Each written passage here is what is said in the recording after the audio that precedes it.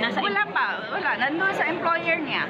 Pero yung employer, ma'am, nabasa ko kasi na-arresto na ng NBI. Yung, hindi, ang mga employer, yung nandoon lang. Na naabutan ng sino NBI. yung tunay na employer? Pareho yung si Ming Xiaopo.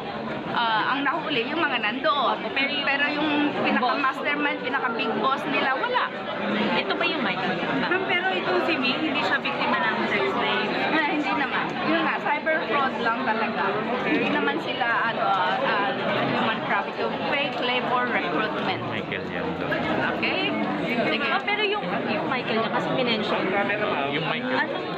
Sino itong Michael Siguro niya? sasabihin ko na lang kay Senator Bato na tingnan niya ito. Tingnan niya ito. Yung Michael yan, yun yung advisor dati. How would we know, no? Baka kapangalan.